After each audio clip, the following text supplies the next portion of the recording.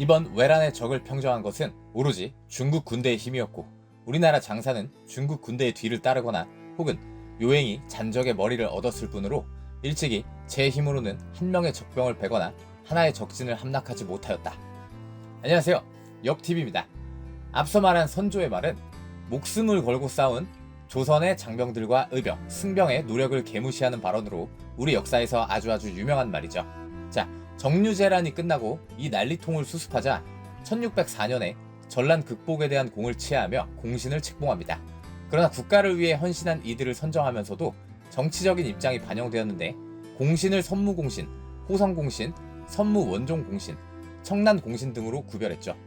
일단 여기서 선무원종공신을 빼고 진짜 치하한 공신은 선무공신, 호성공신, 청란공신으로 봐야 하는데, 선조의 어가를 호종하며 뒤따른 자들을 호성공신으로 삼았고, 직접 싸운 장수들과 명나라의 군량을 주청하러 간 사신들을 선무공신으로 삼았으며, 외란 중 이몽학의 난을 토벌한 자를 청란공신으로 삼았습니다.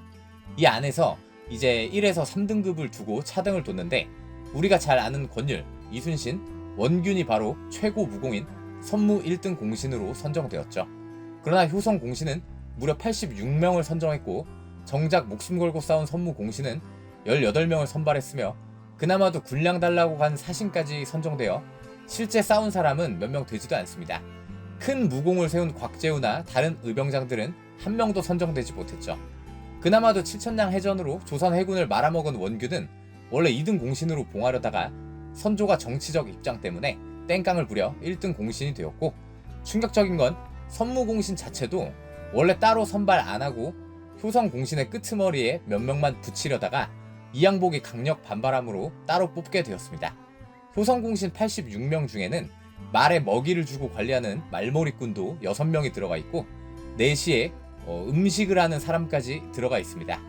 당시 사관조차도 이 상황을 보니 황당하여 실록에 기록하기를, 그런데 더구나 요리나 하고 말고삐나 잡던 천한자들까지 모두 이 군의 반열에 참여시켜 이름이 맹부에 들어있는 자가 35인이나 되게 하였으니 어떻게 후세의 비난을 면할 수 있겠는가.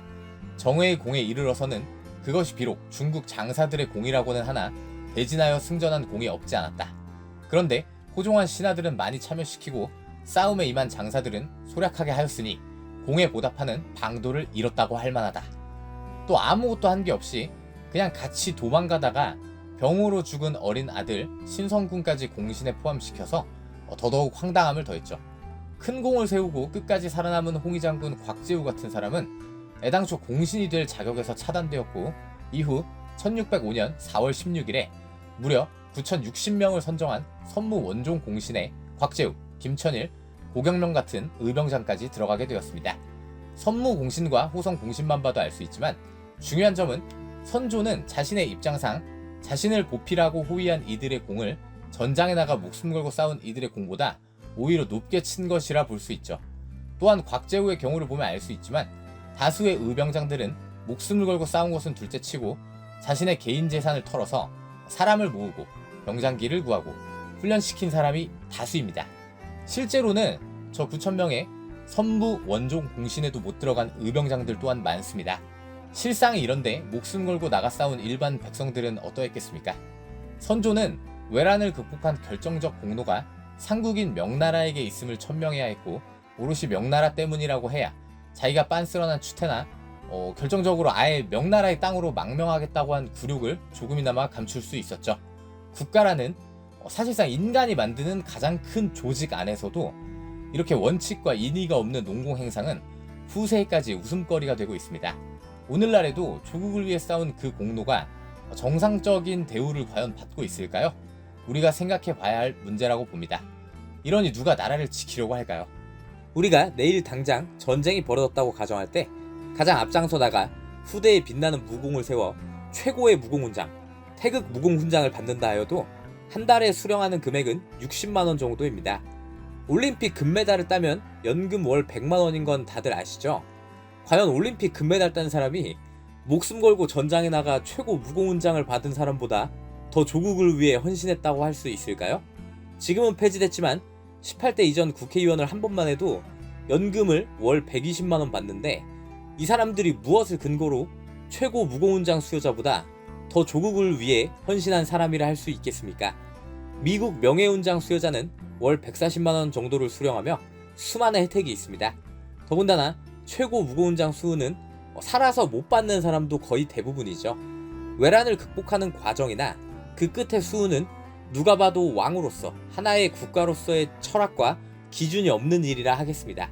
살생을 금하는 스님마저도 국가가 있어야 불법도 있는 것이 아니겠는가 하고 칼과 창을 들고 일어난 전쟁이었는데, 조국을 위해 일어난 영웅들을 시기하고 의심하는 왕이 있었다는 건 진심으로 안타까운 일입니다. 훗날 조선에 진짜 정의 정규군이 박살나게 되는 이괄해단 역시 논공행상과 신하들에 대한 견제가 결정적으로 작용한 사건이었죠. 그만큼 일이 일어난 후 막는 것도 중요하지만 이후 그것을 원칙에 맞게 파악하고 치하하는 것이 정말 중요함이 역사에 나옵니다. 군인을 무시하는 나라, 목숨을 거는 사람을 홀대하는 국가는 동서고금을 막론하고 진정한 의미에서의 강대국이 될 수 없는 법입니다. 조국을 위해 목숨을 던져 헌신한 독립투사, 군인, 그 밖에 공공의 안전과 이익을 위해 위험을 감수하는 모든 이들이 우선적인 대우를 받을 수 있었으면 좋겠습니다. 공신을 세워 상을 주는 것이 어찌 이처럼 구차한 데 쓰려고 한 것이겠는가. 감사합니다.